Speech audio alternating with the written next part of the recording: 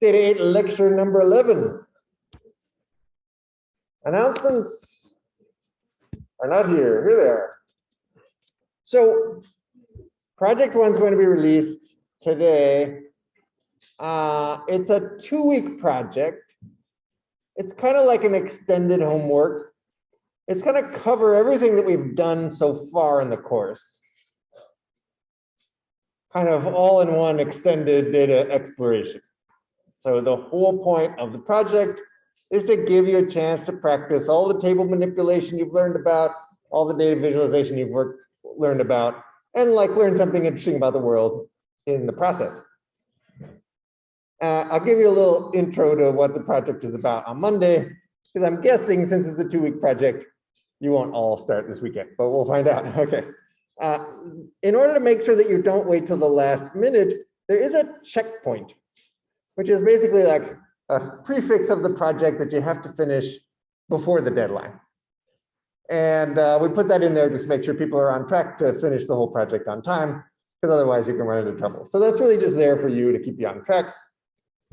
This is on top of the regular workload for the course. So there is going to be homework as well. And we've tried to pare down the homework just to the absolute essentials, just to make sure that you're still having some chance to work with the material that we're introducing in lecture. I'd say that the project tends to be a little bit more delayed relative to lecture. It's going to cover stuff from early in the semester, whereas the homework is mostly about what's going on that week. Okay. Homework 2 and lab 3 grades will be released. Please do regrades by next Wednesday. And hopefully you had a chance to go to lab this week and find a partner. If you haven't found a partner yet, check out Ed for some partner finding resources. And what's the partner for? It's for the project. You can do the project in pairs.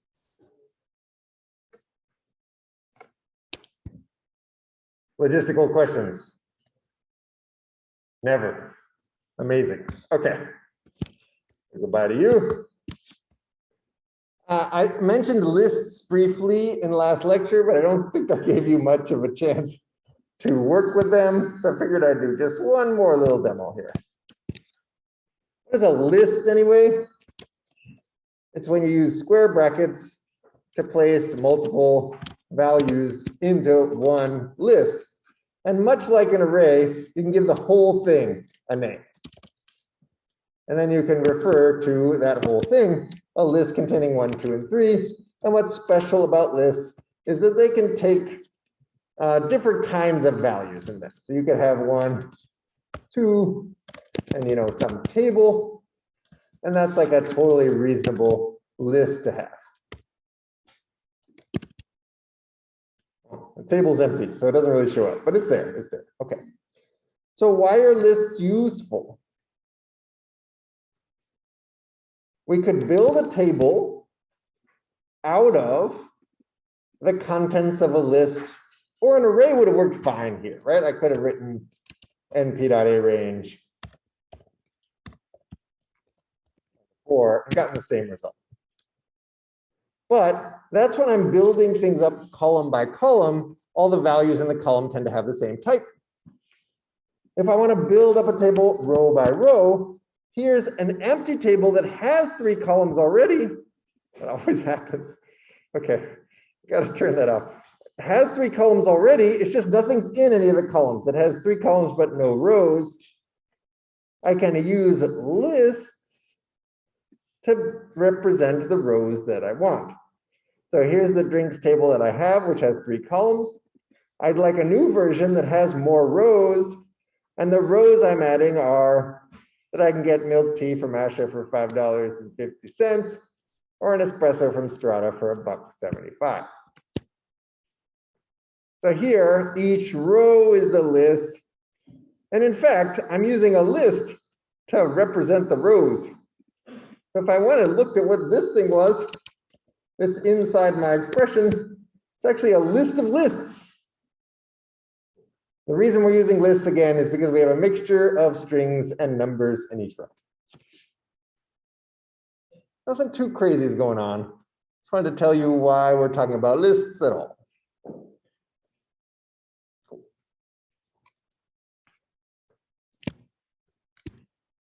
The other thing that I think I gave not quite enough attention to on Wednesday's lecture was this notion of cross-classification. First of all, what is cross-classification? It's when you have two categorical variables and you want to compare combinations of those two. This can be done in a tabular format. I have something like, what's somebody's eye color and what's somebody's hair color? How many of those people are there? Something like that. That's a cross-classification. You can achieve cross-classification by using group. I would describe cross-classification as a summary of some large data set. So you have your original table, which is one row per individual. And now you want to know something like, what's the count of the number of people that have this characteristic, which is a categorical variable, and some other characteristic, which is a categorical variable, brown eyes and brown hair, how many of them are there? So that's like counting up a bunch of rows from the table. So again, anytime that we're taking multiple rows and collapsing some of the rows into one, that is using group. So group can aggregate all rows that share the combination of values in multiple columns. If we're trying to cross-classify two different categorical variables, that would be two different columns, we could use group to do that.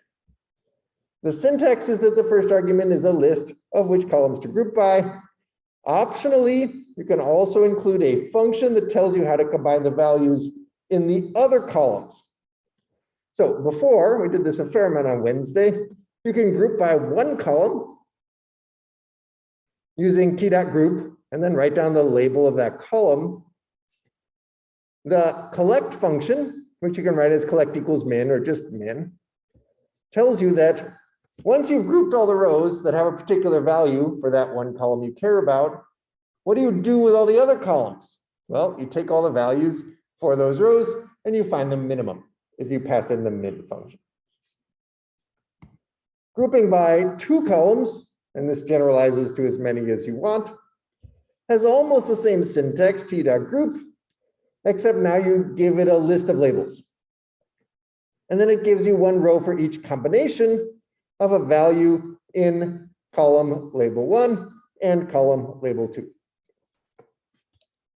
And I promised we'd learn something interesting from the survey using this. All right, first, before I switch to demos, any questions? Demos, okay.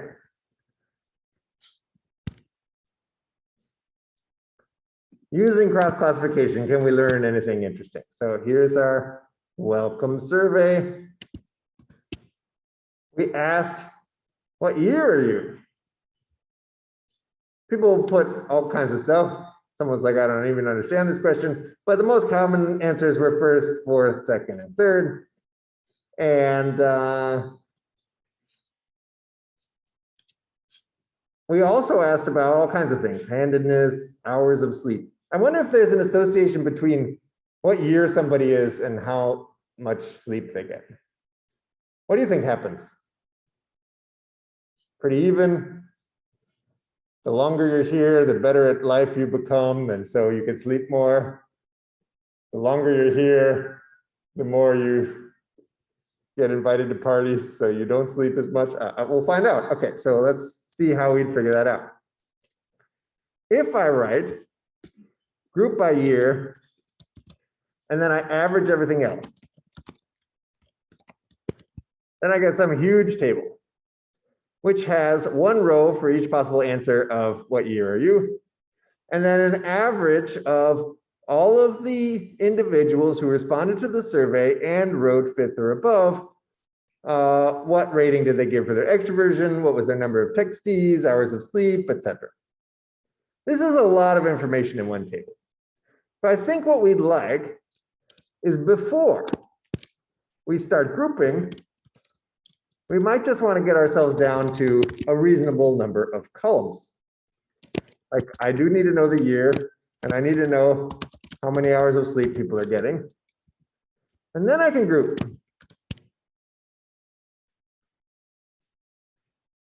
And now, I have some interesting numbers, but they're all in alphabetical order, including some things that aren't mentioned very often. So think maybe we could clean this up just by looking at this result and taking first, second,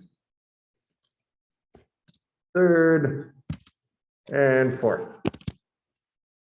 Okay, now I have a table I can read, and it shows that first years get 7.2 hours of sleep on average. Not enough. Oh, but then it kind of goes down from there. Well, so I guess we learned something. But all of you should sleep more. Okay. Let's see, what else can we discover?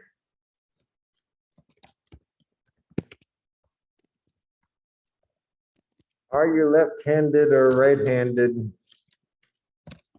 How do you sleep?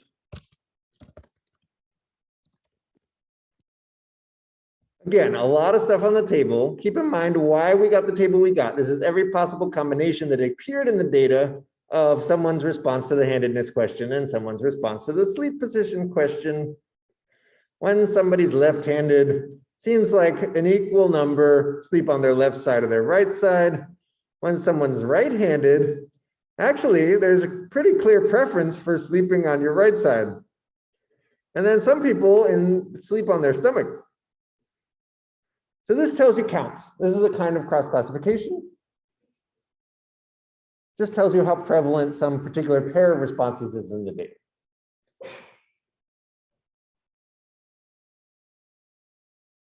Looking at what people do is different than looking at, an association between whether it's helping them get a good night's sleep. What if we wanted to know whether they get a good night's sleep if they're left-handed and sleeping on their back? Well, we can compute the average hours of sleep that somebody gets if they're left-handed and sleeping on their back. How would we do that? Here's the whole thing. We still want to group, except now we want to collect by an average. And what are we going to be averaging? Well, we're going to be averaging over all of the other columns in the table. So wouldn't it be simpler if we only had, as our columns in the table, handedness, sleep position, and hours of sleep?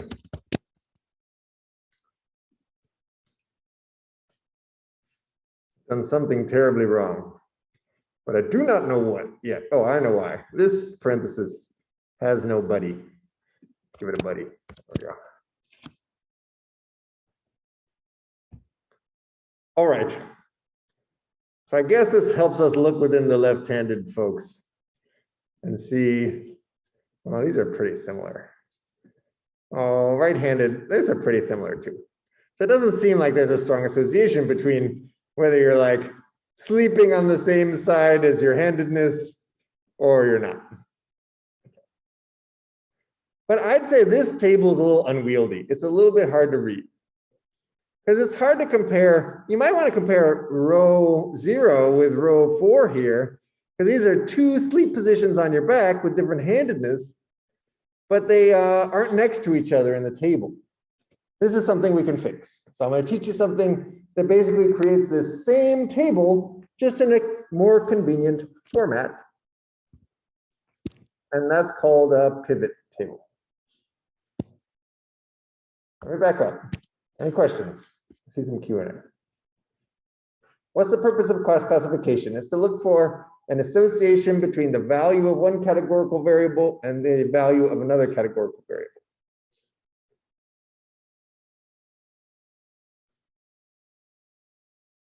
What's the format of survey and group? And what does group do? So group is the way in which you take a table full of rows, like survey is a table full of rows, one per individual, and give you a table full of often fewer rows, where you'll have one row per possible value in a column.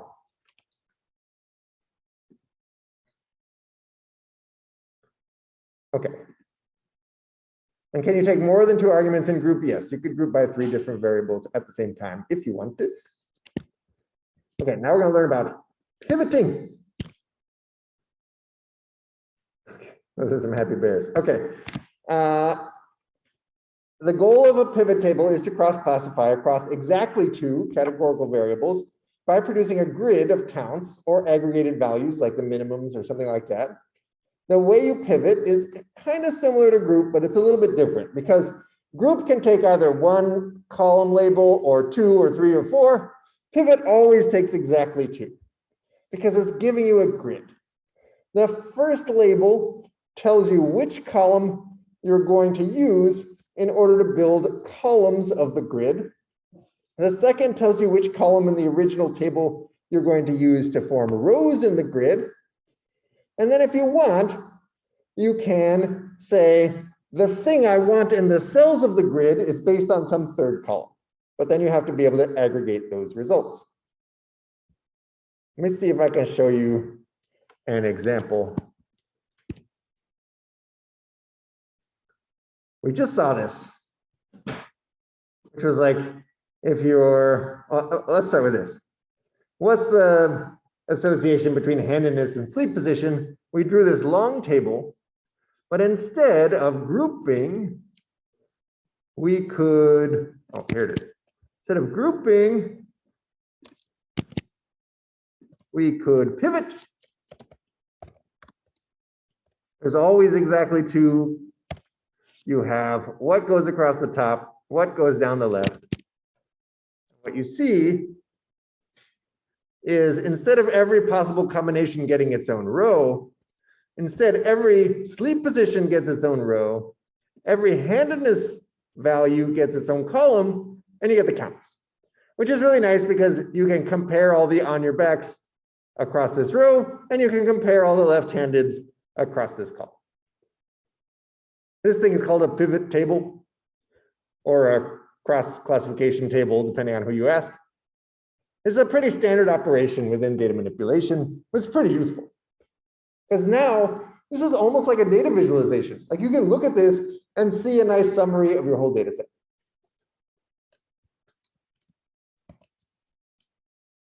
How do you do the thing where instead of counts, you have aggregate values of some third column? You say what the third column is, and you say what you want to do with all the rows for right-handed on your right side folks. We want to average their hours of sleep. Each number in here is an average number of hours per sleep. What's it averaging over? Everybody who's left-handed and sleeps on their left side. So as we noticed before, if you're left-handed, there isn't really a big difference between whether you sleep on your left side or your right side. Same thing with if you're right-handed. But here I think I see something new, which is that people that just crash on their stomach sleep for a long, long time. Okay. On average. So one way to present the data was to use group. We had to select which 3 columns we cared about. Then we performed a group and we averaged. And we got 1 row per combination. Exactly the same numbers, like there's a 7.11905. Exactly the same numbers, there it is, show up when you pivot across 2 categorical variables using some third variable to populate the table, and we have to say how we're aggregating values. What's the most sleep anybody gets? Someone's sleeping on their stomach and getting 11 hours a night. Oh, but someone's actually sleeping on their left side even though they're right-handed and they're just living the dream. Okay, so kind of up to you how you aggregate these, and it's up to you what values you're interested in aggregating.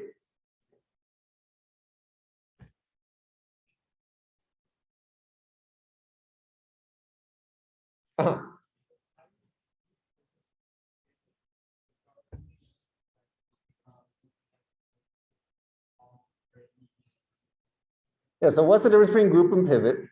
If you're grouping by 2 columns versus pivoting, you're getting the same values. It's just the layout. So when you group, you get 1 row per combination of values. And in a pivot, instead you get a value on the left, a value on the top. And so you get one cell per combination of values instead of one row per combination of values, laid out in a grid. Huh?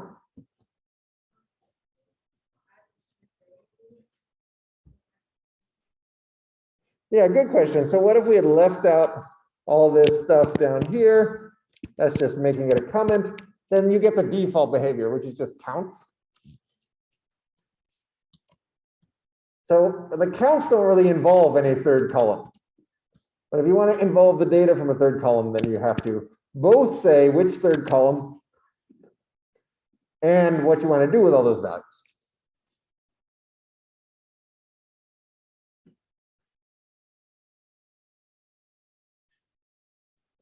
Okay.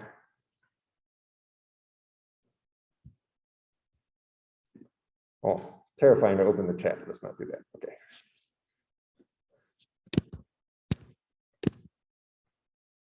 All right.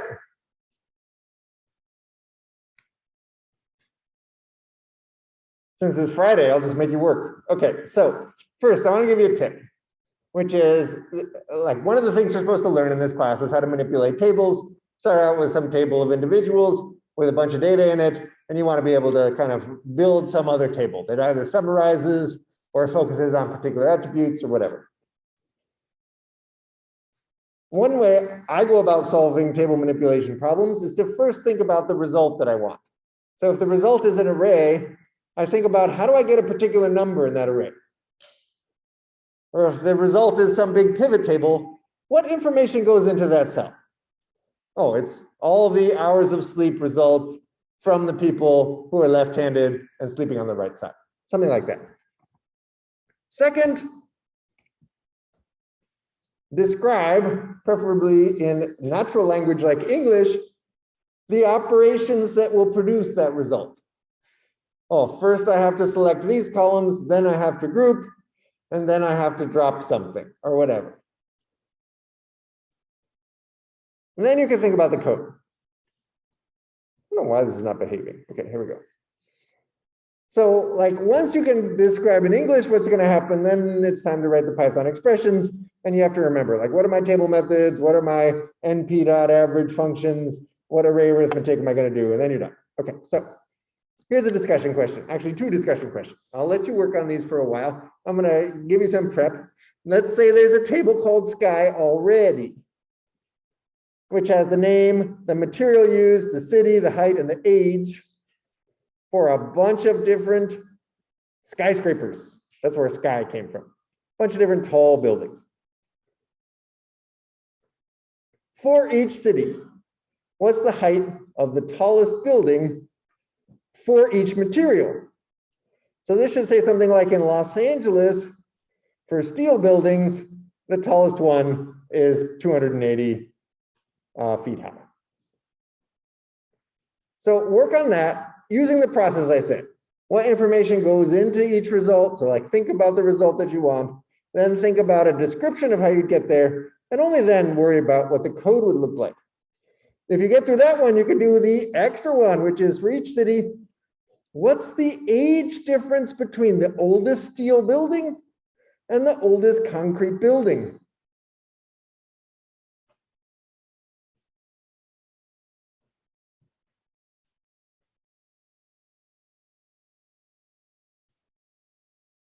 All right, why don't you just think about this for a minute?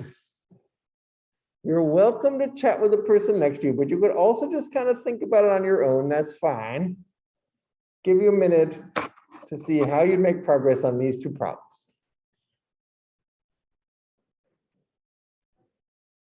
All right, let's see if we can make some progress on these together.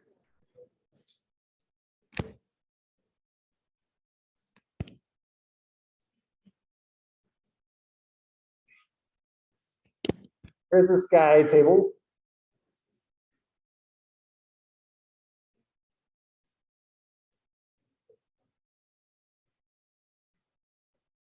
For each city, what's the tallest building for each material?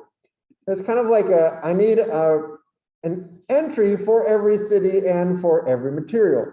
So that means I'm either going to group by 2 or pivot But that should come later. I think the way to think about this first is, what am I going to do? When I pick a city and when I pick a material, then I'm going to find the tallest building. So that means I need to maximize across building heights.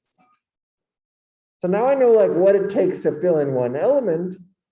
What's the process to get there? I would say like somehow I'm going to have one of these for every combination of a city and a material. So I'm going to have to group by city and material together. And then I'm going to have to maximize the heights.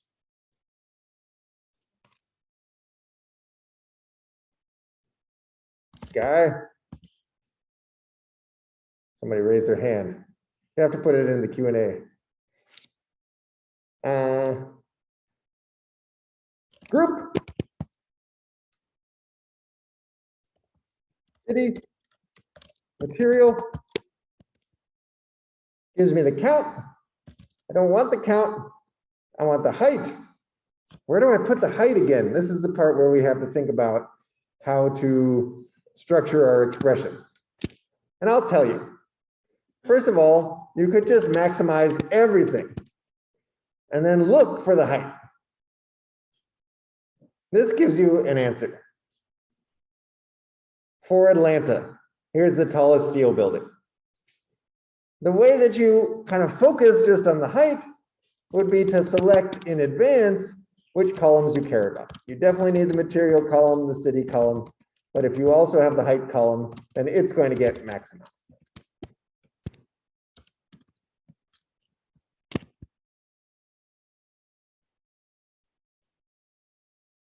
It would totally have been fine to pivot instead of group.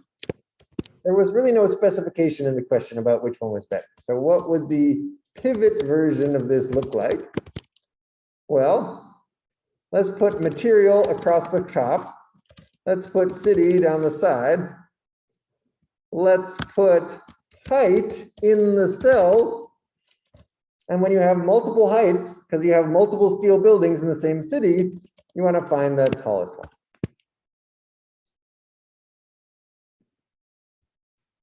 Make this go away.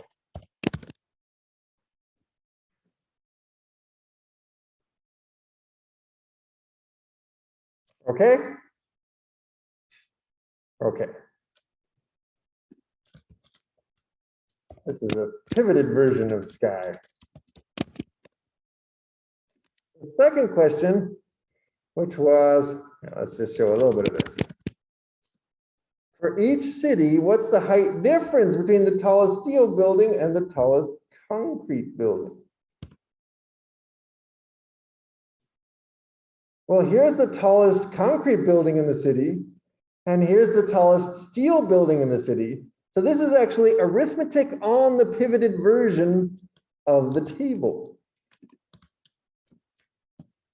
Tallest steel one is in a column called steel. Why is it just called steel instead of the tallest building called steel? That's just how pivot works, is you end up with one of the values that was in the original table as a label. And so if I want to know the difference between the tallest steel building and the tallest concrete building, I can just compare that way.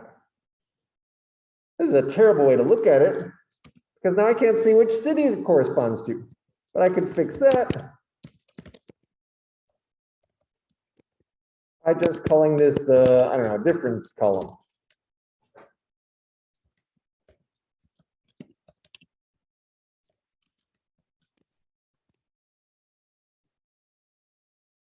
See if we got it right. What's the difference between the tallest steel and the tallest concrete? Oh, it's negative. Okay, but in Boston, the tallest steel building is taller than the tallest concrete building by 118.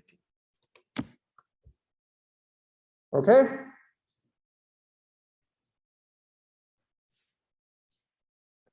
Figuring this out was actually easier using a pivot, because I got a column for the tallest steel buildings, and I got a column for the tallest concrete buildings, and so then I could just subtract. What I started with was a row for each building. It would have been harder to do this without first pivoting.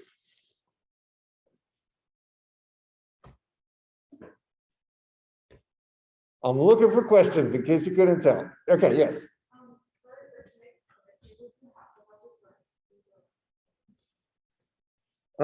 No, this doesn't do anything, these parentheses. The only reason I tend to put parentheses there is that if I wanted to go on multiple lines, then you need the parentheses. But they're optional.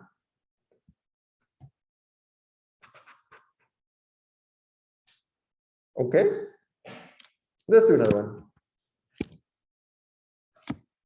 Generate a table of the names of the oldest buildings for each material for each city. Oh, what does that mean? Okay, so this is the oldest concrete building in San Francisco. This is the oldest steel building in San Francisco. These aren't ages. These are names of buildings. Before I set you to work, let's just remember how you get the name of the oldest building in San Francisco. If I started with sky, and then I said where city is San Francisco,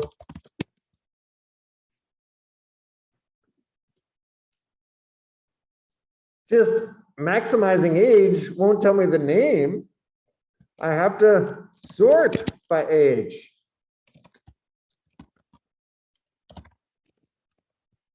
Now I can get the name. I need those parentheses, don't I? How do I get the name? I go look in the name column. And which one's the oldest one? Well, the one at the very top.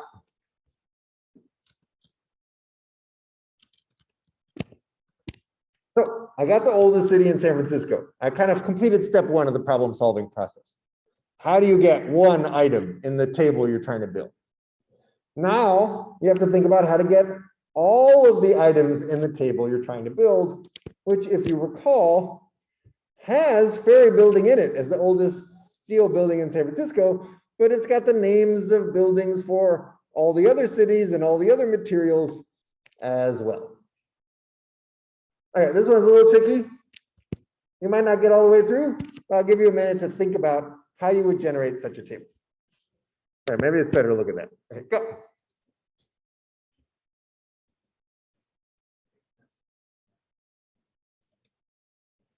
All right, it's kind of quiet. Maybe we'll do this one together.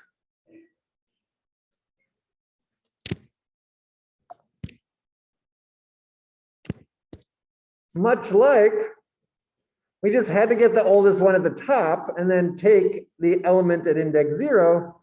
You can do the same thing. All right, so this is kind of like a reference here. We can do the same thing inside of a pivot. Sky.pivot. I want to know the materials across the top, the city. What I want to know is the name of the building. And then I want some function that's like, find the oldest one. Well, the way we're going to find the oldest one is to take the first one after we've set things up so that the oldest one comes first. So that means first sort by age in descending order. Then we pivot. And what's this take the first one function? Well, it doesn't exist yet, so make it. If you have an array A of different names, how do you get the first one? 0.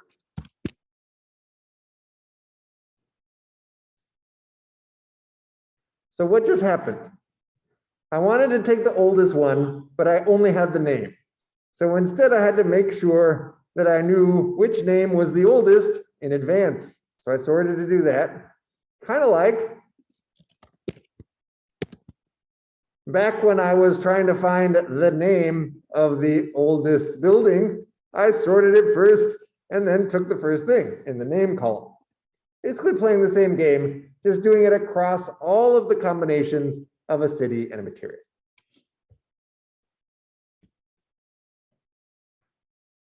So this is just like a glimpse at what happens when you start combining the different table manipulation tools that you have.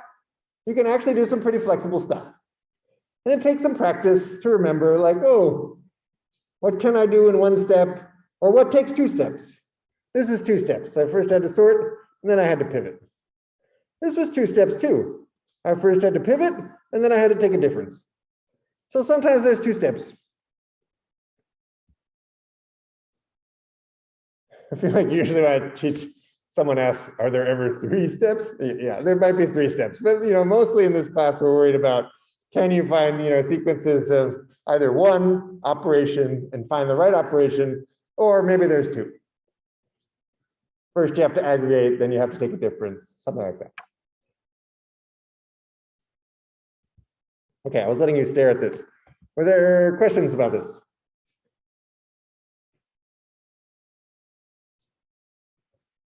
If you're feeling a little shaky, it's okay. That's why you have a project. You get to practice this a lot, then you'll feel good. And if you're feeling good already, then you'll enjoy the project. Okay. Where are we? I was going to teach you something new. See if I have time. I do have some time. Okay. Quickly, when do you group or pivot? If you just have one categorical variable, then you can group. You can't pivot with one thing. But if you're doing cross classification of 2, then group gives you 1 row per combination, and pivot works with 2 and gives you 1 vertically and 1 horizontally. And that's kind of the whole story. Okay, there's one more operation, and then we're done with table operations, I believe. And that's called join. I'm just going to tell you what it does, and then we'll practice with it on Monday. Join is there when you want to build something that requires information from 2 different tables. Let's say I have a table of the drinks that I can order, and I have a coupon book that says I can get 10% off at Asha, or 25% off at Strata, or I can get 5% off at Asha. What are the prices of the drinks after applying my discount?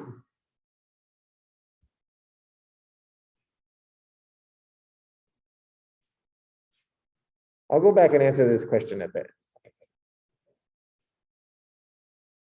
For this, we need to join. We start with one table. We join using one of its columns with another table using one of its columns. And what we get is a new table that has information from the drinks and information from the discounts table, all together in one table. What this says is, please match rows in this table, like the milk tea Asha row, using the cafe column, so the Asha value, with a row in some other table, like this 10% off Asha row, using the location value. And I said I was going to match rows up, so this just matches based on whether they have the same value for the cafe column and the location column. So since this is about Asha and this is about Asha, that means I can get 10% off of the milk tea.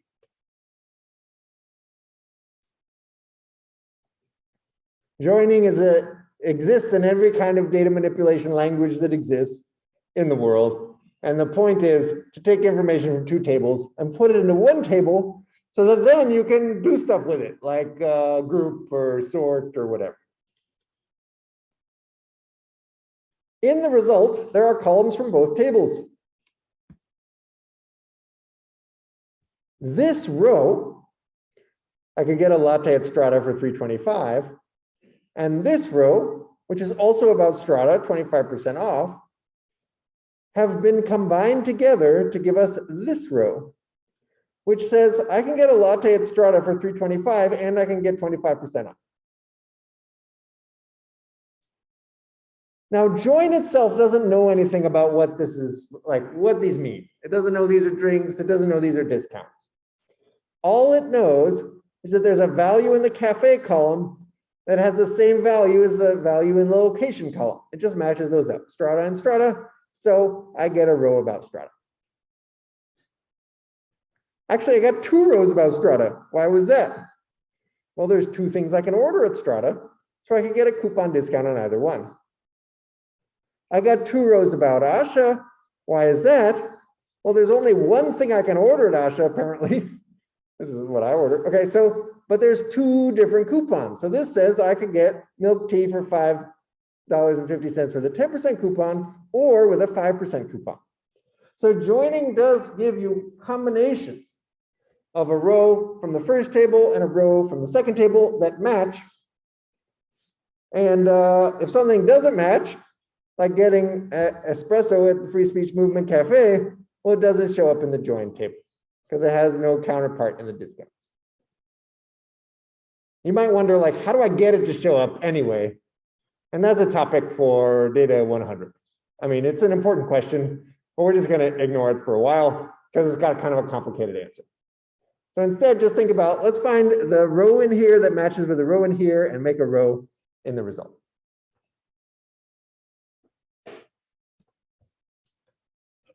So that's what a join is.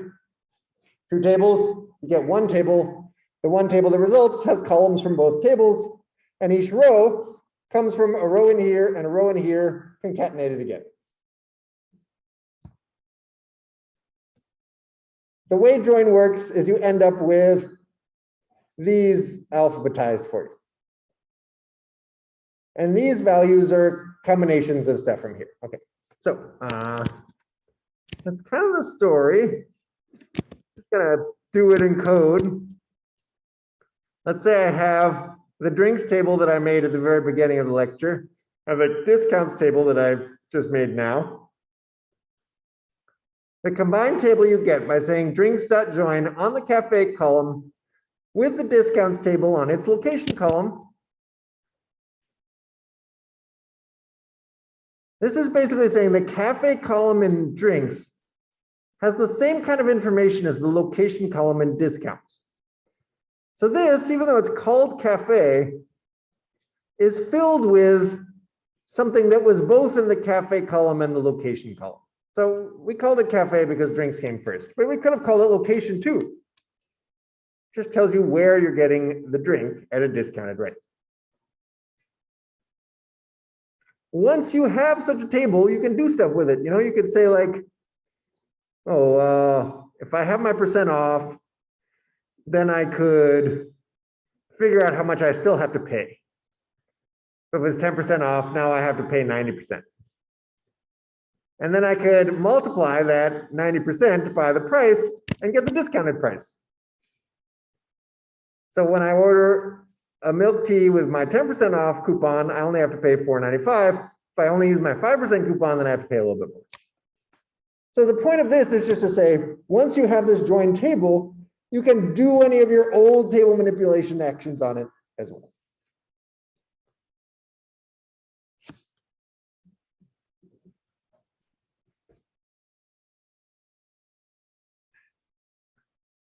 Questions?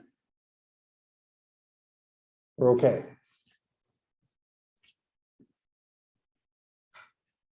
Someone said join is kind of like SQL. So SQL is another way of manipulating tables, just like data science. And it has a join, and it has a group, and it has a sort, and it has a where. So yes, in that sense, everything you can do in the data science library, you can do in any other kind of table manipulation library, like table manipulation system like SQL. Okay, the last thing I'll show you is, what if I want to buy 2 drinks at the same cafe? I could join drinks with drinks. This is 1 row from the drinks table. Here's the drinks table. And another row from the drinks table. But notice they're always from the same cafe because I joined on the cafe column. So if I go to Asha and I want 2 drinks, well, they have to both be milk tea. And if I go to Free Speech Movement, they both have to be espresso because that's the only thing that I can order there. But in Strata, I could get espresso or latte. So now I have that I could get 2 espressos, or I could get an espresso and a latte, or I could get a latte and an espresso, or I could get a latte and a latte. It's not smart enough to know that these are kind of 2 different versions of the same thing. Instead, it just gives you all the options for the first drink, all the options for the second drink, and that builds all the new rows in the joined table. So this is one way of looking at two rows at the same time, because you want to like find a combination of one thing along with another thing. Question? Yeah, so what would happen if you try to put two tables that have the same color? Well, like what happens if they have the same column label and so there's like a conflict in the names? That actually happened right here. We tried to join the drinks table with the drinks table. The first drink table had a drink and the second drink table also had a drink because it was the same table. So we got a new label that just has a 2 next to it to say like, oh, it's actually different. Came from a different table. Okay, happy Friday, and I'll see you on Monday.